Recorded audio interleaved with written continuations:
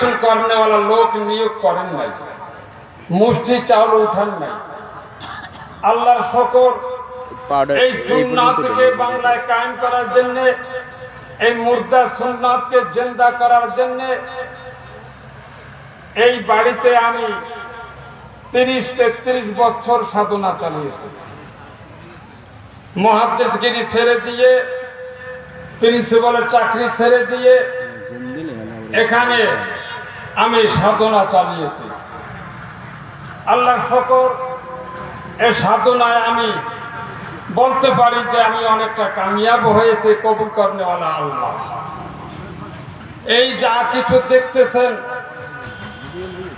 এর ছাত্ররা কালেকশন করে নাই। আমি কোন শিক্ষক হাটে বাজারে পাঠাই নাই। এমনকি এই বাসগুলো পর্যন্ত আমার ছাত্র শিক্ষক আমি পাঠাইনি। আপনাদের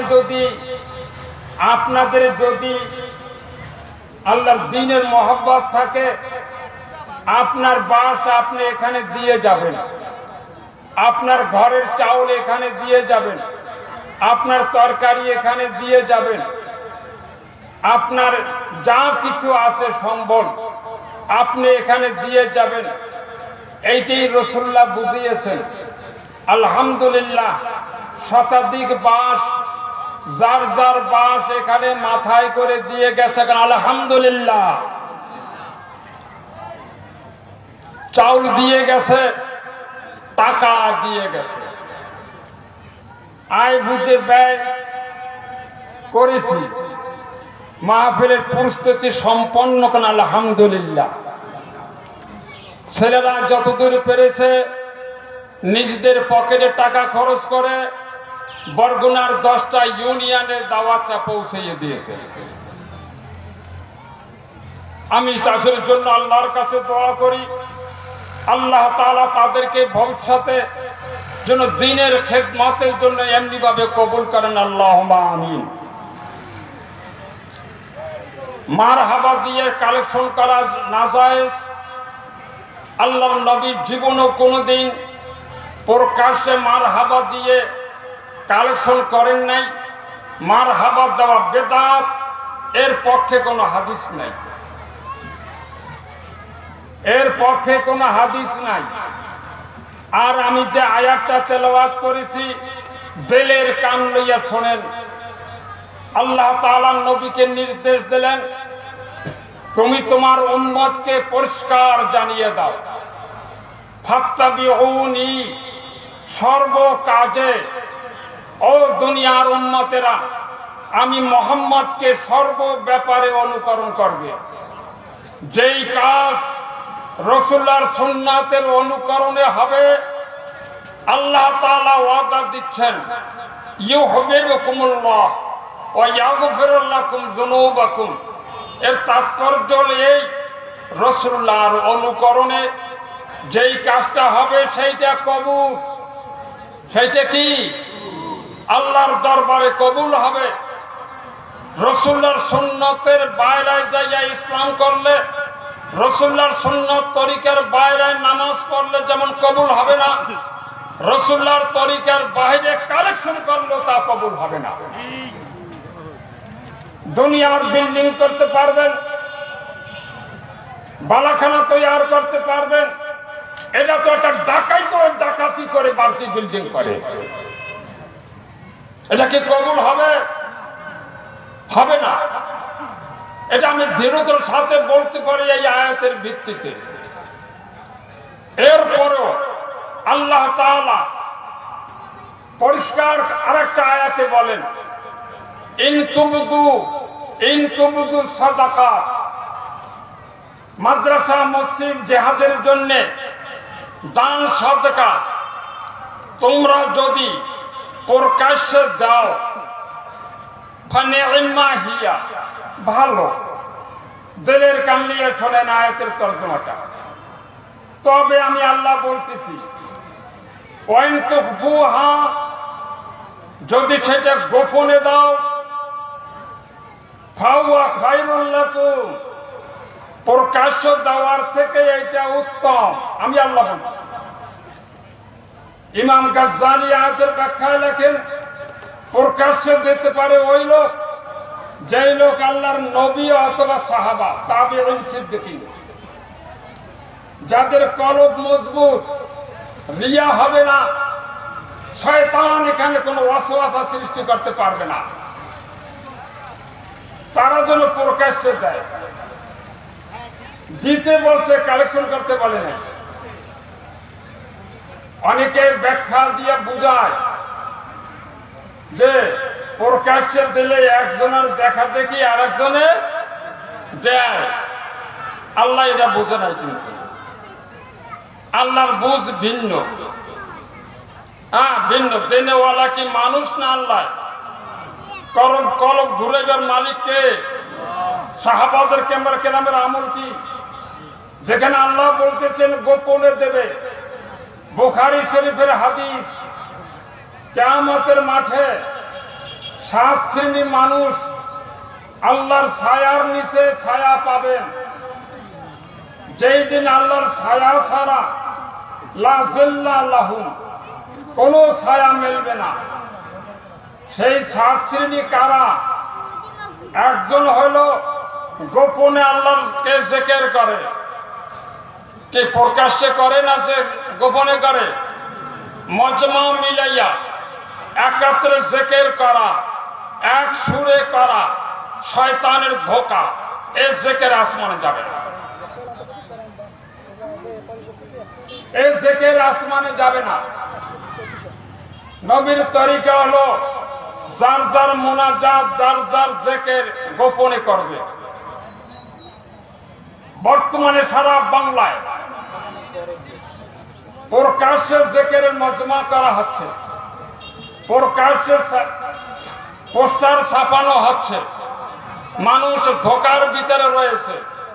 প্রকাশ্যে জিকির করলে তাসির ভালো হয়, চোখে পানি আসে প্রকাশ্যে মুনাজাত দিলে, কিন্তু কোরআন তা বলে না, হাদিস তা বলে না, সাহাবাদের আমল তা বলে না।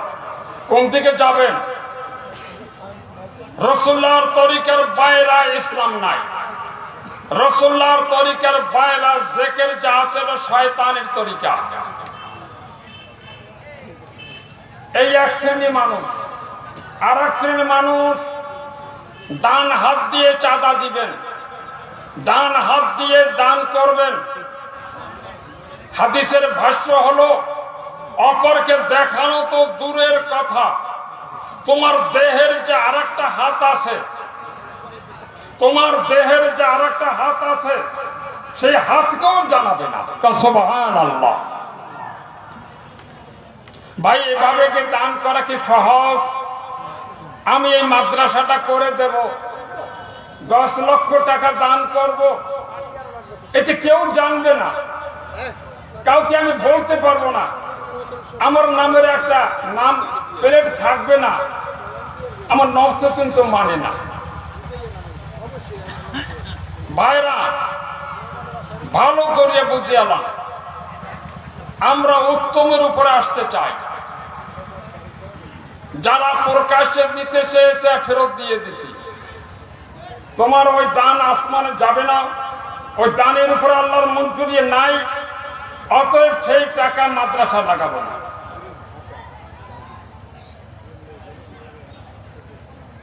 সেই টাকা মাদ্রাসা নেব না। আল্লাহর শুকর, এই 32-33 বছরের সাধনায় আল্লাহর কিছু বান্দা তৈয়ার হয়েছে, তারা হাজার হাজার লাখ টাকা আমাকে দিয়েছে, আমি ছাড়া কেউ জানে না। তারপর আমি বলেছি, জুম্মার নামাজে যারা নিয়ে আসেন, পাশে একটা বাক্স বানিয়ে দিয়েছি, পারেন তো আমাকেও জানাবেন না, বাক্সে ফেলে যান। একবার নামাজের সময় একজনে মোটা একটা টাকা বের করেছে, কারণ ওই মসজিদে 15-16 লাখ টাকা খরচ হয়েছে। চৌমনি বাজারেও আমি আসিনি। আমাকে যারা চেনেন, আমার যারা প্রতিবেশী আছেন, তারা ভালো করে জানেন, এখানে যে সমস্ত ওলামা ভাইরা রয়েছেন, যারা বিভিন্ন জায়গায় মাদ্রাসার পরিচালক, আমি বিশেষ করে তাদেরকে বলছি, নিজের চরিত্র ভালো করেন, আল্লাহর কাছে চান। বান্দার কাছে ভিক্ষা করা একটা এক প্রকারের শিরকে আসগার। বান্দার দুয়ারে দুয়ারে ভিক্ষা করবেন না, আল্লাহর দ্বীনকে অপমান করবেন না। পথে ঘাটে যারা ভিক্ষা করে আল্লাহর দ্বীনের নাম নিয়ে, আপনারা তাদেরকে টাকা দিবেন না, কারণ সে বেদাত তরিকায় কালেকশন করতেছে, নবীর সুন্নাতকে অপমান করে উপেক্ষা করে, আর আপনি নবীর সুন্নাতের বিরুদ্ধে ওকে সহযোগিতা করেন। আপনার এত সাহস কেন? ও টাকা দিয়ে আপনি এক কাপ চা খান, সওয়াব বলবে। কি খারাপ বলছে নাকি? বুঝেছেন? অসংখ্য বিপদ আপদ দূর করার মালিককে। বান্দাকে কোনো ক্ষমতা নাই, নবীর বুঝি আছে।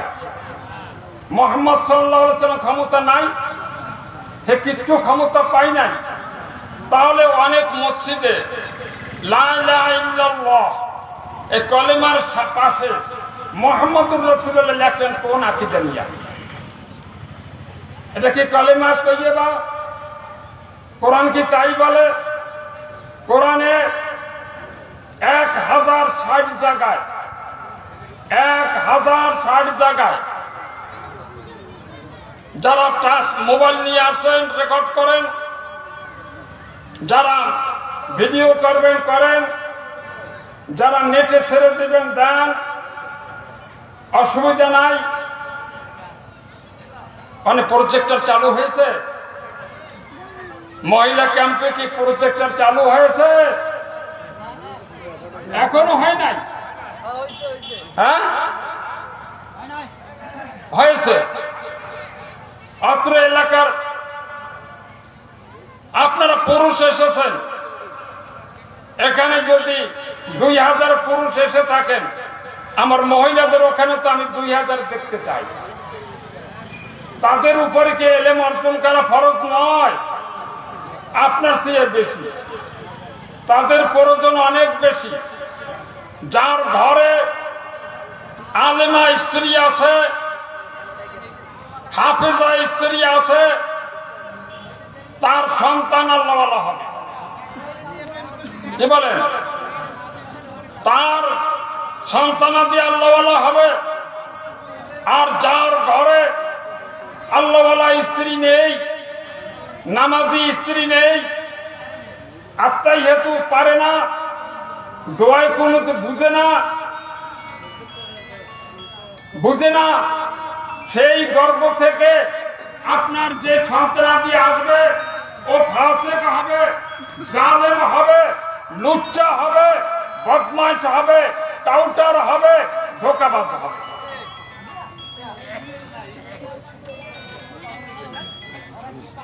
আসসালামু আলাইকুম। হ্যাঁ আছি, ভালো। আমি মঞ্চে আছি।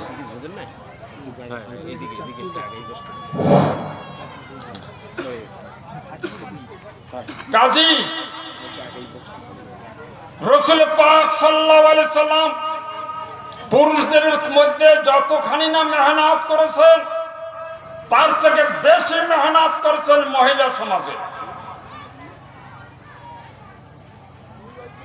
আবু জেহেল কুরাইশ নেতা, রাসূলুল্লাহর বড় আবু জেহেলের মৃত্যুর পরে আবু সুফিয়ান কুরাইশদের নেতা। ইতিহাস ঘাটেন, আবু সুফিয়ান রাসূলুল্লাহর বিরুদ্ধে উহুদের প্রধান ভূমিকা রেখেছেন। ফাতে মক্কা পর্যন্ত প্রত্যেকটা যুদ্ধে আবু সুফিয়ান রাসূলুল্লাহকে হত্যা করার জন্য ভূমিকা নিয়েছেন। ইতিহাস দেখেন, তার ঘরের খবর দেখি, তার ঘরে তার সন্তান উম্মে হাবিবা, আবু সুফিয়ানের মেয়ের নাম কি জানতে হবে। শূন্য মুসলমান আল্লাহ চায় না, আল্লাহ ওহীর প্রথম শব্দ নাযিল করেছেন ইকরা, পড়াশোনা করে মুসলমান হয়। আল্লামা বিল কালাম, কলম খাতা লাও, লেখাপড়া কর, জানিয়া শুনিয়া বুঝিয়া মুসলমান হয়। শূন্য মুসলমান হইস না, ভ্রষ্ট হয়ে যাবি। আজকে আমরা মুসলমান, শূন্য মুসলমান। পড়ুয়া মুসলমান কয়জন আছি? মসজিদের সামনে কিছু কিতাব রেখে দিয়েছি, যাওয়ার কালে নিয়ে যাবেন। যে হাদিসের নামে বাটপারি কত আছে, ওয়াজের ভিতরে যে কত জাল হাদিস বলা হয়। ডক্টর আব্দুল্লাহ জাহাঙ্গীরের একটা বই আছে, হাদিসের নামে জালিয়াত, 350 টাকা, নিয়ে যান। ফুরফুরার মেজো পীর সাহেব আবু জাফর সিদ্দিকী, তিনি লিখেছেন আল মাওজুআত, 450 জাল হাদিস যায় সমাজে প্রচলিত আছে। যে খাওয়ার সময় সালাম দেওয়া নিষেধ, এটা জানেন সবাই? হ্যাঁ, খাওয়ার সময় সালাম দেওয়াও যাইবে না, লওয়াও যাইবে না, মিথ্যা কথা, জাল হাদিস। জিবরাইল আমিন, তোমার বয়স কত? হ্যাঁ, তাহলে আকাশে একটা তারকা দেখছি, 70,000 বছর গোপন থাকতো, এক রাত্রে উদয় হইতো, আবার 70,000 বছরে তারকা দেখা যাইতো না, এরপর আবার উদয় হইতো। ওই তারকাটা আমি আকাশে 72,000 বার দেখছি। কোন এক পীরের দরবারে এই বানোয়াট, এই জাল কিচ্ছাটা বুখারীর হাওয়ালা দিয়ে ছেড়ে দিয়েছে। ছোটবেলায় এগুলো শুনতে শুনতে ওয়াজ মুখস্থ করতাম, কত সুর দিয়ে বলতো। দেখেন, পড়াশোনা করে মুসলমান হবে। তা বলতেছিলাম উম্মে হাবিবা, উনি কিন্তু রাসূলুল্লাহর কাছে ইসলাম গ্রহণ করে মুসলমান হয়ে গেছে। পিতা ক্ষিপ্ত হয়ে গেল, নির্যাতন চালাইল। উম্মে হাবিবা বলিষ্ঠ তার ঈমান, পিতা থেকে পলায়ন করে নদী পার হয়ে হাবশায় চলে গেলেন, নাজ্জাশীর কাছে চলে গেলেন। ওখান থেকে হিজরত করে মদিনায় চলে গেলেন। আল্লাহর রাসূল তাকে বিবাহ করে অন্তর্মহলে নিয়ে নেন। আলহামদুলিল্লাহ। তখনও আবু সুফিয়ান রাসূলের বিরুদ্ধে, বলার সময় নেই। কোন এক ব্যাপারে আবু সুফিয়ান মদিনায় আসলেন রাসূলুল্লাহর সাথে একটা চুক্তির ব্যাপারে। আসার পরে অন্তর্মহলে গেলেন, উম্মে হাবিবার ঘরে গেলেন। উম্মে হাবিবা যখন তার মুশরিক পিতাকে দেখলেন, উম্মে হাবিবা রাসূলুল্লাহর পবিত্র বিছানা গুটাইয়া ফেললেন। পিতাকে নির্দেশ দিলেন, রাসূলুল্লাহর পবিত্র বিছানায় তুমি বসতে পারবে না, নামায় বসো। আবু সুফিয়ান কুরাইশ নেতা, নিজের এই ঈমানের মজবুতি দেখে হতবাক হয়ে গেছে। ভাইরা আমার, আজকে মহিলা সমাজকে কোন ঠাসা করে রেখে দেওয়া হয়েছে। আল্লাহর রাসূলের জন্য মহিলাদের ভিতরে কি যে মেহনত করেছেন। যখন উহুদের যুদ্ধে শয়তান রিউমার ছড়াইয়া দিল, কুতলা মুহাম্মদ কতল হয়ে গেছে। যেই মহিলাদেরকে রাসূলুল্লাহ মদিনায় রেখে এসেছিলেন, কান্নার রোল উঠেছে। যে যেখানে ছিল সেখান থেকে ওই 3 মাইল দৌড়ের উপরে আসলো। এক মহিলা কাঁদতেছেন আর দৌড়াচ্ছেন, কাঁদতেছেন আর দৌড়াচ্ছেন। লোকেরা বলল, কোতেলা যাও কেন, তোমার স্বামী কতল হয়ে গেছে। মহিলার উত্তরটা কি শোনেন। যে আমার স্বামী চলে গেছে, আমার রসুল আছে কিনা তাই বলল। সামনে অগ্রসর হইলেন, আরেকজন বলতেছেন তোমার বড় ছেলে শহীদ হয়ে গেছে। মহিলারাও তার ছেলেকে আমি জানতে চাইনি, আমার রসুল আছে কিনা তোমরা তাই বলো। দ্বিতীয় ছেলে শহীদ হয়ে গেছে, একই উত্তর তার, আমার রসুল আছে কিনা তাই বলো। এমনি ভাবে তার 4টা সন্তান শহীদ হয়ে গেছে, তার একই উত্তর রাসূলুল্লাহ আছেন কোন জায়গায় বলল। যখন তাকে উহুদ পাহাড়ের উপরে নিয়ে যাওয়া হয়েছে, রাসূলুল্লাহর সামনে যখন আসলেন, মহিলা বলতেছেন ইয়া রাসূলুল্লাহ, আপনাকে পেয়েছি তো আমার সব পাওয়া হয়ে গেছে। আল্লাহর রাসূল সাল্লাল্লাহু আলাইহি সাল্লাম মদিনার মসজিদে এক পাশে পুরুষকে নিয়ে বসতেন, আর এক পাশে পর্দার সাথে মহিলাদেরকে নিয়ে বসতেন। আওয়াজ উচ্চ স্বরে কথা বলতেন, মহিলাদেরকেও সম্বোধন করে মাসালা শেখাইতেন, নামাজও একাত্রে আদায় করে দিতেন। বাইরে আজকে মুসলমান ভুলে গেছেন, যদি বার্মার মতো অবস্থা এখানে চালু হয়ে যায় তাহলে এই সমাজের অবস্থাটা কি হবে? মহিলারা তো অন্ধকারের ভিতরে রয়েছে। এই জন্য বলি পর্দার রক্ষা করা ফরজ, তাই বলে মহিলাদেরকে ইলমের থেকে বঞ্চিত করা হারাম। ঠিক আছে মশালা? ঠিক আছে। আফসোস লাগে, মানুষের পিছনে জিন শয়তান সব রয়েছেন, জিনে আক্রমণ করে অধিকাংশ মহিলাদের উপরে। তার কারণ হল এই মহিলারা কুশিক্ষায় জড়িত, আরবি পড়তে জানে না, কোরআন বোঝে না, মহিলাদের উপরে আক্রমণ করেন। পাথরঘাটা থেকে এক গার্জিয়ান তার কলেজে আইয়ে পড়া একটা বয়স্কা মহিলাকে নিয়ে আমার বাড়িতে আসলো, দুঃখের কথা বলল। আমি ছোট্ট একটা প্রশ্ন করলাম, তুমি কি নামাজ পড়ো? বাবাই বলে 5 ওয়াক্ত নামাজ হুজুর ঠিক মতো আদায় করে।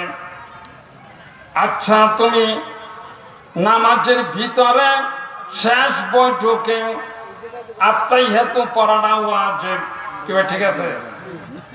আত্তাহিয়াতু সারা নামাজ হবে? হ্যাঁ, বললাম তুমি আত্তাহিয়াতুটা আমাকে শোনাও। মেয়েটা চুপ করে রইল। বাবাই উত্তর দেয়, হুজুর এই সূরাটা ছাড়া আর তা সব পারে। হ্যাঁ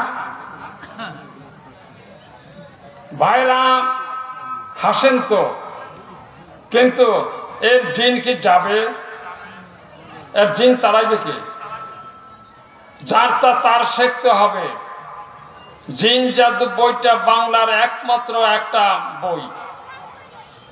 এ পর্যন্ত যত বই তাবিজের বই, সব দরবারের তাবিজের বই, দেওবন্দি তাবিজের বই, সব জায়গায় তাবিজের বই, অথচ কোরআন দিয়া তাবিজ লেখার জন্য আয়াত কোরআন নাজল হয়নি। কোরআন তাবিজের জন্য নাজল হয়নি।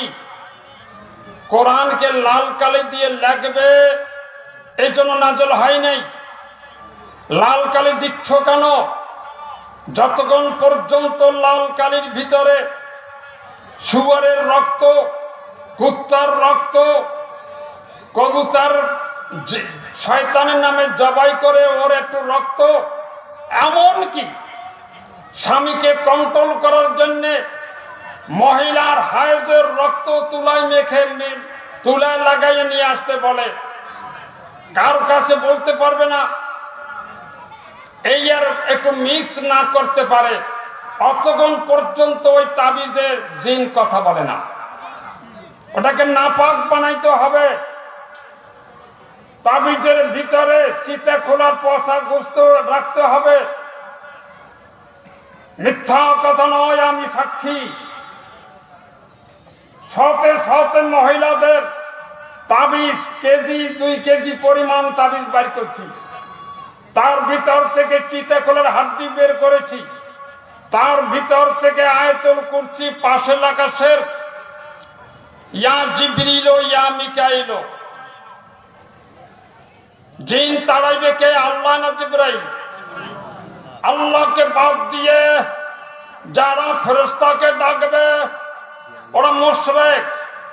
আল্লাহকে বাদ দিয়ে যারা আকীদা রাখবে যে পয়গম্বর নবীরা ক্ষমতাশালী, তাদের নাম তাবিজে লাগবে, ওরা মুশরিক। এই জন্য আল্লাহ বারবার বলেছেন যে আল্লাহু সামাদ, আল্লাহর কাছে সব মখলুক ঠেকা। আল্লাহ তাআলার সমকক্ষ লাম ইয়াকুল লাহু কুফুয়ান আহাদ আছে সমকক্ষ। হ্যাঁ, যারা ইয়ারউদ্দিনকে পাওয়ারফুল মনে করবে মুশরিক। ইয়ারউদ্দিনের নামে বাক্স বানাইয়া যারা দোকানে ঝুলাবে ওদের ওই পর্যন্ত ঈমান নামাজ কবুল হবে না যতক্ষণ পর্যন্ত ওইটা ফালাইয়া না দিবে এবং তওবা না করবে। যদি কেউ এই আকীদা রাখো সিলেটের শাহজালালের ক্ষমতা রয়েছে, নির্বাচনে পার করাইয়া দিবে। যদি কেউ আকীদা রাখো শাহজালালের সাথে আল্লাহর সম্পর্ক রয়েছে, শাহজালাল সুপারিশ করিয়া দিলে তুমি আল্লাহ আমারটা কবুল করবে। মুশরিক। মা না'বুদুহুম ইল্লা লিয়ুকাররিবুনা ইলাল্লাহি যুলফা। যুগে যুগে মুশরিকদের আকীদা ছিল যে আল্লাহর পেয়ারা ফেরেশতারা আল্লাহর সাথে অংশীদার। ইব্রাহিম আলাইহিস সালাম আল্লাহর পেয়ারা বান্দা, তিনি আল্লাহর ক্ষমতার সাথে অংশীদার। এই জন্য কুরাইশরা ইব্রাহিম আলাইহিস সালাম মূর্তি বানাইয়া খানায় কাবা স্থাপন করেছেন। আল্লাহর নবী চিৎকার দিয়ে বলেছেন যে লা ইলাহা ইল্লাল্লাহু ওয়াহদাহু লা শারীকা লাহু। খবরদার খবরদার, আল্লাহর কোন ক্ষমতার অংশীদার কোন মাখলুক নাই। ইব্রাহিম মখলুক, তার কোনো ক্ষমতা নাই। আজরাইল মখলুক, তার কোনো ক্ষমতা নাই। মিকাইল মখলুক, এক ফোঁটা পানি মাইটার কোলা ফালাইবার ক্ষমতা তাকে দেওয়া হয়নি। তোমরা কেন ফেরেশতাদের মূর্তি বানিয়েছ? কেন তোমরা পয়গম্বরদের মূর্তি বানিয়েছ? কেন তোমরা বুজুর্গানের দিনের কবরে বাঁধাইছ? কেন সেখানে তোমরা মানত করো? এই মানতের বেদাতটা আজকে নতুন নয়। আমরা কোরআন পড়ো পড়ো পড়ো, সূরা নূহ পড়ো। নূহ আলাইহিস সালামের যুগে এই ফিতনা ইয়ারাদ্দিন মার্কা মাজার ছিল। মানা লা তাদা ওয়াদ্দান ওয়ালা সুওয়াআন ওয়া ইয়াউকা ওয়া ইয়াগুসা নাসরা। লোকেরা বলতো এই 5 জন বুজুর্গ আমাদের মোনাজাত সন্তান লাগে, এই 5 জনের কবরে যাইয়া বলবো। মামলায় পড়েছি, এদের কাছে বলবো, এরা সুপারিশ করে আমাদের মঞ্জুর করাইয়া দিবে। নূহ আলাইহিস সালাম চিৎকার দিয়ে বলেছেন যে আমি নূহের কোনো ক্ষমতা নাই রে, আমি তোমাদের মতো একজন মাখলুক, আমার পূজা তোমরা কোনোদিন করবে না। নূহ আলাইহিস সালাম কোরআন দেখাইয়া দিয়েছেন, নূহ আলাইহিস সালামকে যদি আমি ক্ষমতা দিতাম, কঠিন বিপদের সময় তার ছেলে তার সামনে যখন ডুববে আমারে বাঁচাইতে পারতো না। আল্লাহ তাআলা দেখাইয়া দিলেন নূহ আলাইহিস সালামকে যদি আমি পরকালে কোনো ক্ষমতা দিতাম যে জাহাজে উঠাইয়া তারপর জান্নাতে পৌঁছাইয়া দিবেন। কত বড় জালেম, যারা মূর্খ লোকদেরকে মূর্খ অন্ধকারে রাখা এই সমস্ত শিরকিয়া আকীদা লক্ষ মানুষের সামনে বলেন যে আমরা জাহাজে করে মুরিদদেরকে হাসরের ময়দানে জান্নাতে পৌঁছাইয়া দিব। কত বড় বাটপার, কত বড়, কি বলবো আমি, এ ভাষা আমি পাই না। ধর্মের লেফাফা পড়েন, মানুষকে কিভাবে গোমরাহ করতেছেন। আল্লাহর রাসূল এই জন্য বলেছেন যে খবরদার খবরদার, আখির জামানায় পাগড়ি মাথায় দিয়ে ধর্মের লেফাফা পড়ে অগণিত কাযযাব, অগণিত মিথ্যা দাজ্জাল বের হবে। ইয়াতুনাকুম মিনাল আহাদিস মা লা তাসমাউ আনতুম ওয়ালা আবাউকুম, তারা কোরআনের অপব্যাখ্যা করবে, হাদিসের নামে মিথ্যা হাদিস তোমাদের সামনে পেশ করে বোঝাবে, মিথ্যা হাদিসের কিতাবের হাওয়ালা দিবেন, দিয়া এই কাযযাবরা দাজ্জালরা মানুষকে প্রতারণা করবে। আজকে সেই প্রতারণার যুগ। কত বড় প্রতারণা মানুষ করবে আল্লাহর জিকির, আর এই প্রতারকরা বলেন জিকির তোরতা আসমানে যাবে না। তো হুজুর কিভাবে যাবে? কারণ আমার পাগড়ি ধর, মুরিদ হ। তারপরে হুজুর কি করব? তারপর জিকির করার সময় আমার কলবের দিকে ধ্যান করবি, তারপরে আসমান। কি বলে কি বলে না? হ্যাঁ, কি বলবো? হ্যাঁ, অথচ কোরআন পড়ো, কোরআনে কি বলে তোমাকে, তুমি তা খুলে দেখলে না। এই সমস্ত বাটপারদের তুমি ধোকায় পড়ে গেলে, ঈমান হারা হইলে, আল্লাহর সমকক্ষ তুমি তোমার পীরকে বানাইলে, দাজ্জালকে বানাইলে, কাযযাবকে বানাইলে, তাদেরকে ওলি আল্লাহর নামে আখ্যায়িত করালে। কত বড় ধোকার ভিতরে তুমি রয়েছ।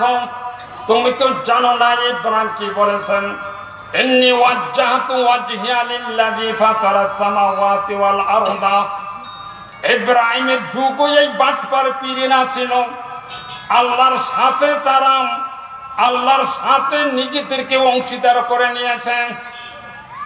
তারা বলতো, তখন ইব্রাহিম আলাইহিস সালাম বিদ্রোহ করে ঘোষণা করলেন, ইন্নী ওয়াজ্জাহতু, আমি মুতাওয়াজ্জিহ হব কোন পীরের কলমের দিকে নয়, কোন মাখলুকের দিকে নয়, আমি মুতাওয়াজ্জিহ হব ওই আল্লাহর দিকে। ফাতারাস সামাওয়াতি ওয়াল আরদ, যিনি আসমানের জমিন সৃষ্টি করেছেন। ওমা আনা মিনাল মুশরিকিন, এ দুনিয়ার মানুষ জেনে রাখো, মাখলুকের দিকে মুতাওয়াজ্জিহ হওয়া শিরক। আর আমি ওমা আনা মিনাল মুশরিকিন, আমি মুশরিকদের দলে আমি কখনো কোনদিন যাব না। আজকের এই মাহফিলে পারবেন এই শপথ নিতে যে আমরা কোরআন এবং হাদিস, রাসূলুল্লাহর সুন্নাত এর বাইরে যাব না? বলেন, কোরআন হাদিসের বাইরে যাব না। কোন ওস্তাদ মানি না, কোন বাপ মানি না, রাসূলুল্লাহকে বাদ দিয়ে। আমি বাপকে শ্রদ্ধা করব, আমার রাসূলকে মানলে। আমার রাসূলকে মানে না সেই বাপ, আমি মাওলানা আব্দুর রহমানকে আমি মানি না। আমার বাপ মিলাদ করেছেন, আমি তাকে শ্রদ্ধা করি, আমি তার কষ্টার্জিত ফসল, আমি চিরকৃতজ্ঞ, আমি তার জন্য দোয়া না করে ঘুমাই না। সে ওলি, নবী না কিন্তু। আমার বাপ ওলি, নবী না কিন্তু। নবী আমার দলিল, কোন ওলি আমার শরীয়তের দলিল নয়। তুই সুবহানাল মুলকিল মালাকুত পড়ছ না কেন? এতকাল পড়েছো, এখন পড়ো না কেন? আব্বা, এতকাল পড়ছি ভুলে, আপনাদেরকে দেখা দেখি কিতাব পাইছি, এটা বানোয়াট। আল্লাহর রাসূল এই তাসবিহ পড়েন নাই, না পড়তে হইবে, পড়তে হইবে। আমি রাসূলুল্লাহ পড়েন নাই, বর্জন করেছেন, বর্জন করা সুন্নাত। 4 রাকাত তারাবি পড়ার পরে চুপ করে বসে থাকাটা রাসূলের সুন্নাত। আমি রাসূলের সুন্নাতকে বাদ দিয়ে আপনার এই তসবি আমি নিব না। কি বললি, কি বললি, আমি কি মানি না? বড় আলেম হয়ে গেছো, আমি তো ছোট আলেম। সরসিনা মানো না, কেন সরসিনা মানি রসুলের স্বার্থে, রসুল্লাহর স্বার্থে আমি মানি। রসুলের বিপক্ষে গেলে আমি সরসিনাও মানি না। রসুল্লাহর বিপক্ষে যদি তাম দুনিয়ার মানুষ যায়, আমি নোমানিকে যাব না। এই শপথ নিতে রাজি আছেন দেখি কে কে? ভাইরা বুঝো, আর কত কাল থাকবে তোমার পিছনে দি বার্মা? তুমি যেখানে বসেছ 2 হাত ধরে বার্মা কচু কাটো করে দিয়েছে।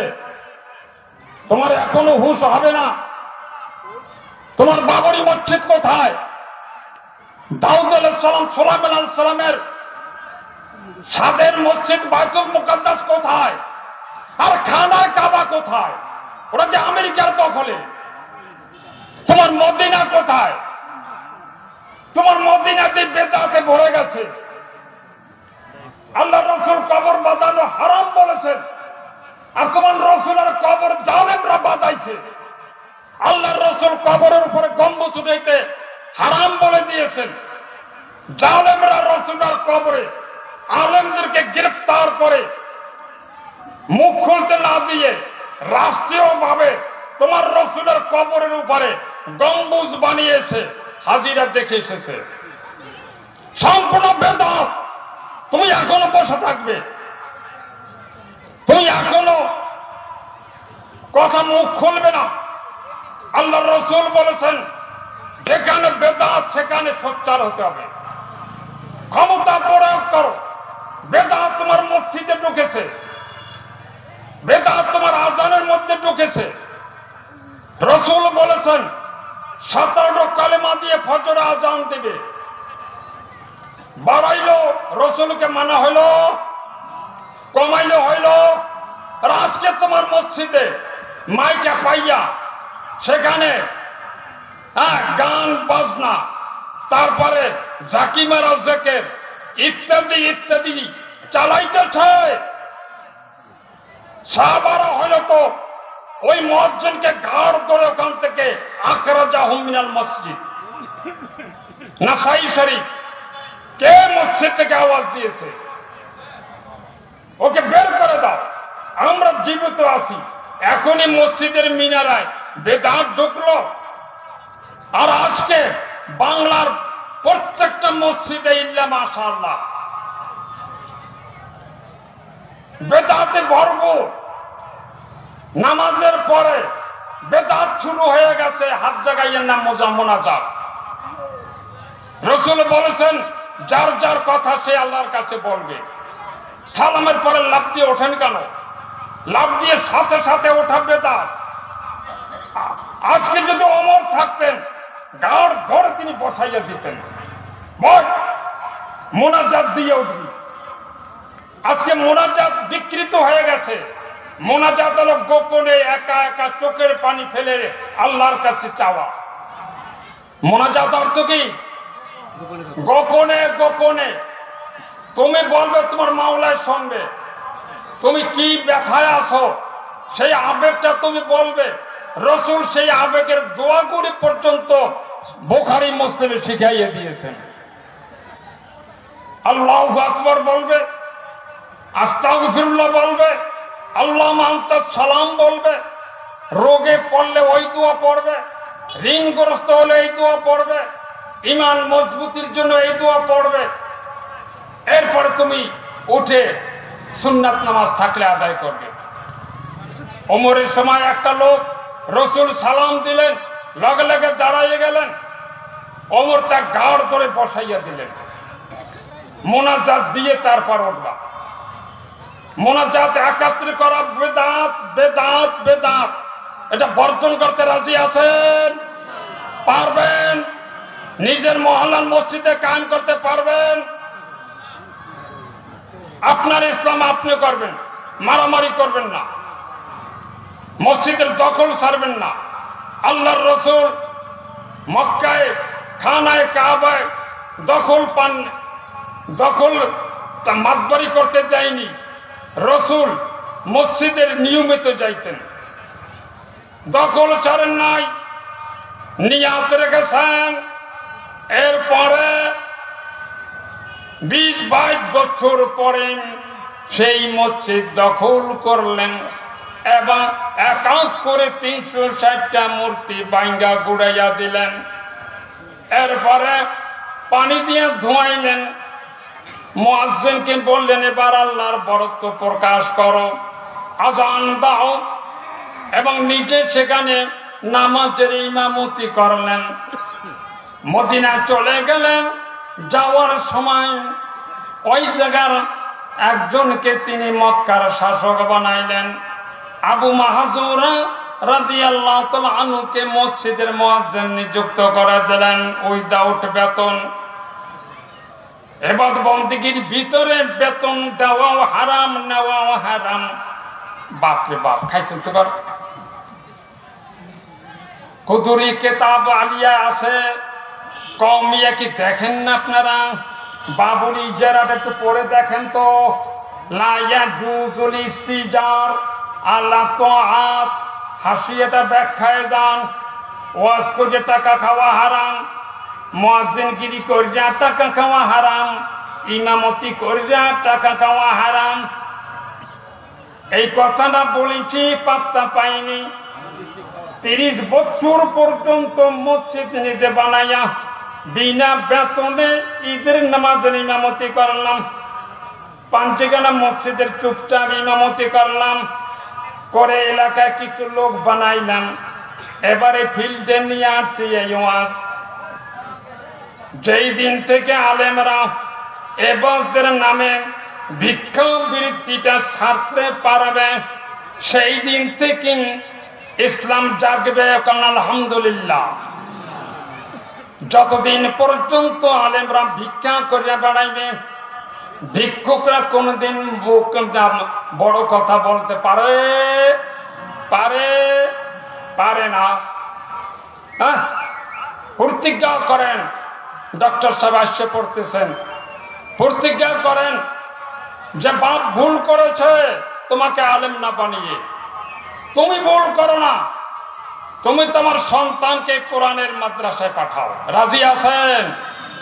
হ্যাঁ, যদি আপনার ভিতরে ইসলাম থাকে, কবরে যাওয়ার পরে সন্তানদেরকে সম্পর্কে আপনাকে জিজ্ঞাসা করা হবে, তোমার ছেলেদেরকে কি কোরআন শিখাইছো না মডেলে পাঠাইছো? মনে করছেন নাকি যে এটা প্রশ্ন করা হবে না? বহু আয়াত রয়েছে সন্তানদের ব্যাপারে, বলার সময় নাই। তা কাজী ভাইরা, এখন পৃথিবীর মোড় ঘুরেছে।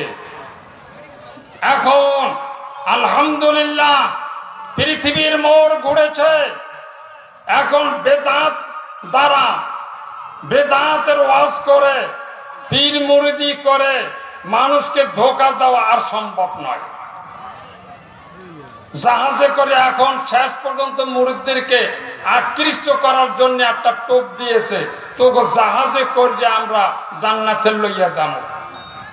দেখছেন কত বড় বাটপা?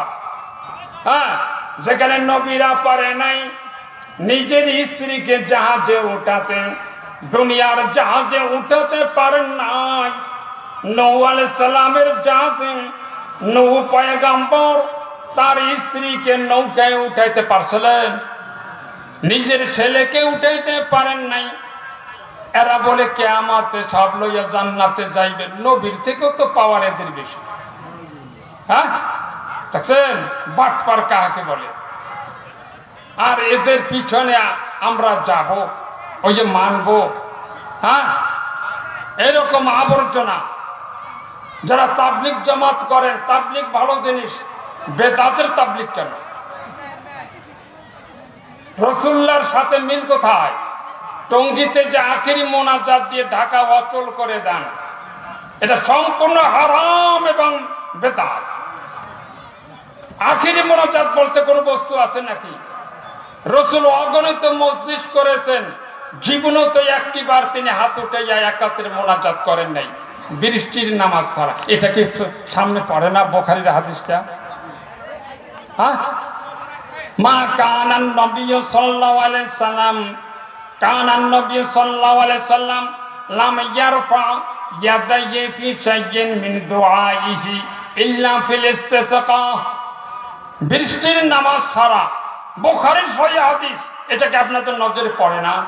পড়বে মুসলমান হয়, শূন্য মুসলমান হইস না যে বুখারীতে আছে আতুবিনের কথা। আমি আগেই বলছি ধোকায় পড়বে। আল্লাহ রসুল বলেছেন পড়বে না। আল্লাহ কয় একরা পড়, মনে না থাকলে আল্লামা বিল কলম, কলম দিয়ে লেখ। তবু শুনে কথায় চলিস না। বাটপার নেমেছে দাজ্জাল, ওরা ছোট ছোট বই লেখে, তাতে লিখে দেয় হ্যাঁ এটা বুখারীর হাদিস। নাউজুবিল্লাহ, বুখারীর নামে বাটপার। ওরা বই লেখে লা ইলাহা ইল্লাল্লাহু মুহাম্মাদুর রাসূলুল্লাহ, এটা কালেমা তাইয়্যিবা। প্রমাণ বুখারীতে আছে, মুসলিমে আছে। কোথায় আছে? বুখারীতে আছে আর মুসলিমে আছে। আমি বহু আলেমকে বলেছি তোকে লক্ষ টাকা দেব। আচ্ছা জালি এই সমস্ত চ্যালেঞ্জ প্যালেঞ্জ করে আমি পছন্দ করি না। কিয়ামত পর্যন্ত সময় দিলাম, লা ইলাহা ইল্লাল্লাহু মুহাম্মাদুর রাসূলুল্লাহ এই কালেমাটা এইভাবে পাশাপাশি আল্লাহ মুহাম্মদ বুখারী থেকে একটু দেখা। মিথ্যা কথা লেখছো তাফসীরের ভিতরে, মিথ্যা কথা লেখছো কেন মুসলিম শরীফের হাসিয়ায়? মিথ্যা কথা লেখছো কেন রিয়াজুস সালিহিন দোয়ার ভিতরে? মিথ্যা কথা লেখছো কেন নুরানির কোরআন শিক্ষার পদ্ধতির ভিতরে? হাটাজারি ওস্তাদরা আসছে আমার বাড়িতে, হ্যাঁ বাড়ি করলাম যে এই মিথ্যা কথাটা লেখলেন কেন? লা ইলাহা কালেমায়ে তাইয়্যিবা, লা ইলাহা ইল্লাল্লাহু মুহাম্মাদুর রাসূলুল্লাহ, এটা কোন বুখারীতে আছে? আর বেচারা আমাকে এই বুখারী আমার এই টেবিলে, হ্যাঁ বাড়ি করে দেখান তো একটু। তখন টাচ মোবাইল দিয়ে ছবি তুললে বইটা কাল আমি হাটাজারি যে ওস্তাদের কাছে বলবো, সংশোধন করছে কিনা আমি জানি না। হ্যাঁ আলিয়া মাদ্রাসায় 8ম শ্রেণী সম্ভবত, আজ থেকে 10 বছর আগে আকায়েদের বইয়ের ভিতরে লেখছে প্রত্যেক নামাজের পরে হাত উঠাইয়া দোয়া করা সুন্নাত। এটা মুসান্নাফ ইবনে আবি শাইবার হাদিসে আছে। কত বড় মিথ্যা কথা মাদ্রাসার বোর্ডে, এবং সেটা সরকারিভাবে পাঠ্য করা হচ্ছে এই আমার মাদ্রাসায়। আমি ওইখানে বসে তৎকালীন মাদ্রাসা বোর্ডের চেয়ারম্যান, নামটা ভুলে গেলাম, হ্যাঁ তার কাছে কল দিলাম, কে আপনি? আমি বরগুনার অমুক, আপনার বইতে মারাত্মক ভুল, মারাত্মক ভুল। মুসান্নাফ ইবনে আবি শাইবার 6 খণ্ড কিতাব আমার ঘরে রয়েছে, আমি এটা মোতালা করেছি। সেখানে হ্যাঁ রফা ইয়াদাইহি ফজর নামাজের পরে রাসূলুল্লাহ হাত জাগাইয়া দোয়া করেছেন, এই কথাটা নাই নাই। কিন্তু ওই যে হাদিসে বলা আছে কিছু কাযযাব দাজ্জাল, হাদিসের নাম দিয়ে মিথ্যা কথা বোর্ডের বইতে লেখা এই মাসুম ছেলেদেরকে ধোঁকা দিচ্ছে। নাউজুবিল্লাহ মিন যালিক। আমি প্রতিবাদ করেছি, সংশোধন হয়েছে কিনা আমি জানি না। আমি প্রতিবাদ করেছি ছাত্র জীবনেও। কত বোর্ডের চেয়ারম্যান সচিবকে কোন এক ব্যাপারে আমি গোটা মাদ্রাসায় আরবিগুলার প্রশ্ন উর্দুতে কেন? স্কুলে ইংরেজি পড়ায়, ইংরেজি প্রশ্ন ইংরেজি উত্তর, ফলে ছেলেরা এগুলা শেখে। আর মাদ্রাসার এত নোংরা, আরবি সাহিত্য পড়ায়, আরবিতে প্রশ্ন বোর্ডে হয় না কেন? সচিব রেগে গেলেন। মাদ্রাসা বোর্ডের চেয়ারম্যান মরহুম মাওলানা বাকি বিল্লাহকে ধমক দিয়ে বললেন, এই ছেলেটা বলে কি আজকে থেকে মাদ্রাসায় আরবি কিতাবের প্রশ্ন আরবিতে হতে হবে। কারণ আলহামদুলিল্লাহ চালু হয়ে গেছে, কেউ জানে না কিসের থেকে কি হইল। ভাইরা মুখ খোলেন, হতে পারে আপনার মতো একটা আপনার লোকের ধাক্কায় আপনার মসজিদ থেকে মিলাদ উঠে যাবে। মিলাদ কোন ইহুদিরা আবিষ্কার করেছে জানি না। নবী কি অপরিচিত না পরিচিত, এই কথাটা বলেন। পরিচিত আরবি হবে আইয়ুহান নবী, আর যদি অপরিচিত হয় তার সম্বোধন হবে ইয়া নবী, নাকারা। আলেমরা বোঝেন নাকারা দুই অর্থে ব্যবহৃত হয়। বয়সে ছোট হইলে এ ছাড়া এদিকে আয়, এ ছাড়া এদিকে আয়। আর যদি বয়স্ক হয়, লোকটা যদি অপরিচিত হয়, তাহলে আমরা বলি ইয়া রাজুল খুশ বিয়া দি, আসো পেটারে একটু আমার হাতটা ধরো। এখানেও নাকারা হয়। তা আপনাদের নবী কি আপনাদের কাছে তুচ্ছ তাচ্ছিল্যের ব্যক্তি, অপরিচিত, যে আপনারা বলেন যে ইয়া নবী সালাম আলাইকা? এতে ইসলামের দুশমনরা আবিষ্কার করেছে, আর মৌলবীরা জেলাফের লোভে পর্যায়ে এটা আঁকড়াই ধরেছে, আর কিচ্ছু না। হ্যাঁ, আমি আগেই বলেছি নবীর অনুকরণে কবুল হবে। নবীকে অনুকরণ না করলে জাহান্নাম ছাড়া উপায় নাই। এইটা কেন আপনাদের মসজিদে? আল্লাহ তাআলা নবীকে কিভাবে সম্বোধন করতে হবে বলবো? হ্যাঁ বলবো। আবার না কই ওঠেন যে তোমার অজন্তে আই না, ডক্টর সাহেব কই? হ্যাঁ, ডক্টর সাহেব কই তোমার অজন্তে আই নাই? মোর মহফিল দেয়, মাইক কাজে রেখে দেয়, মহফিল করতে দেয় না। আমার কয় ইহুদি নাসারার দালাল। আমি বলি টাকা খাই। আমার একজন গালি দেয়, আমার মা নাকি আমাকে হালাল ভাবে জন্ম দেয় নাই। নাউজুবিল্লাহ, আমি নাকি ইসলামের 12টা বাজাচ্ছি। হ্যাঁ, টাকা ছাড়াই ইমামতি করবে, তাহলে তো কেউ ইমামতি করবে না। তাহলে হারাদাসের নোমানিরিকে সব জায়গায় ইমামতি করতে কও। ওনার ওয়াজ শুনলে মসজিদ থাকবে না, পোলাপান হাফেজ হবে না, জনগণ চান্দাও দেবে না, আর দরবারের মাদ্রাসাও চলবে না। উনি ইহুদি নাসারা, উনি মার হালাল সন্তান নয়। নেটে গালি দেওয়া হচ্ছে, অথচ তারা তো কেতাব দিয়ে এটা খণ্ডন করবে না। আমাকে গালি দেওয়ার আগে তোকে আলিয়া মাদ্রাসার কুদুরিটা বঙ্গোপসাগরে আগে থইয়ায়। তুই তো বোকা, তুই তো আরবি টেবি পারো না, জানো না। তোর টেবিলে যে কুদুরি কেতাবটা আছে, এই কেতাবটা আগে জাহান্নামে পাঠা, তারপরে আমার জাহান্নামে পাঠাইছে। ওই কেতাবকে দেখো না যে এবার বন্দেগী করে টাকা খাওয়া হারাম, মানুষ সাধনা করলে পারে। বললে বলবেন লোকটা অহংকারী। আমি বাংলাদেশের সেরা ব্রেনদের একটা। কোন ডিসি কারো বাড়িতে লোক পাঠায় না চাকরির জন্য, আমার কাছে পাঠাইছে। কত কামেল মাদ্রাসার লোক আমার বাড়িতে আছে, আপনাকে প্রিন্সিপাল করব, এই করব সেই করব। আমি যাব না। কেন বলবো না? সবাই বলে যে মাথায় নাই কিছু। এখন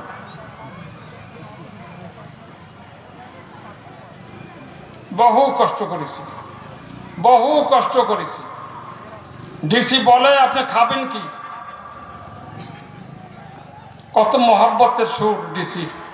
সব ম্যাজিস্ট্রেট বাড়ি করে দিয়ে আজহারউদ্দিন তালুকদার আমাকে একা ডেকে চা পানি খাওয়াইয়া, আপনি বাংলাদেশের কোন কামেল মাদ্রাসার প্রিন্সিপাল হবেন বলেন? আপনার মতো লোক গ্রামে পড়ে থাকতে পারবে না, পারবেন না, বলেন। আমি আজকে ফাটাইলাম, যেহেতু এখন আমি কবরের কাছে গেছি। বলছি আমার মাদ্রাসার প্রাণের সন্তান ছাত্রদের উপলক্ষে বলতেছি, হিম্মত করো। আমি ছাত্র জীবন থেকে হিম্মত করেছি যে আমি কারো চাকরগিরি করব না। নবীরা কোনো চাকরগিরি করেছে, আমি করব না। ইমামতির চাকর আমি হব না, মাদ্রাসার শিক্ষক করে চাকরগিরি আমি করব না। আল্লাহ তাআলা আমাকে দুনিয়াতে স্বাধীনভাবে পাঠিয়েছেন, আমি স্বাধীন থাকব।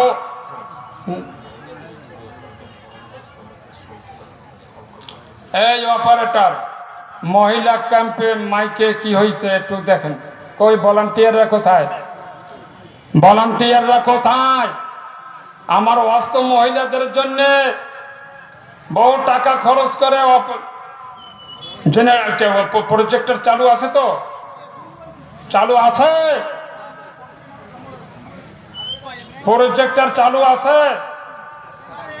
মহিলারা ওই ছবি দেখবে এবং ওয়াজ শুনবে।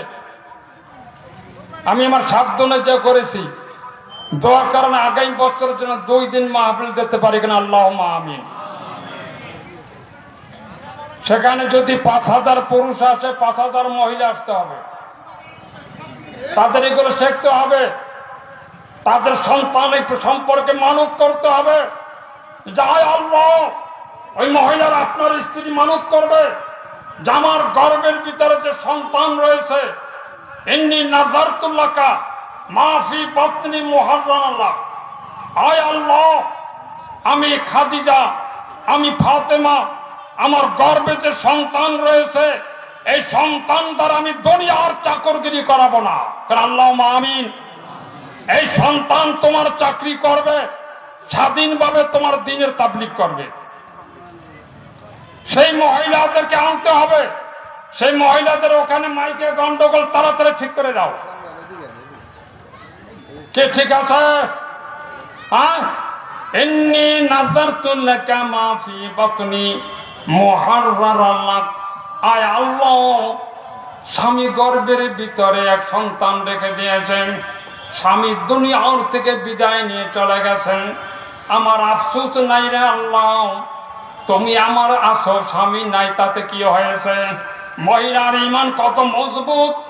তুমি তো আছো, আমার গর্ভের সন্তানকে তুমি আলেম বানাবে, আমার গর্ভের সন্তান তোমার দ্বীন প্রচার করবে।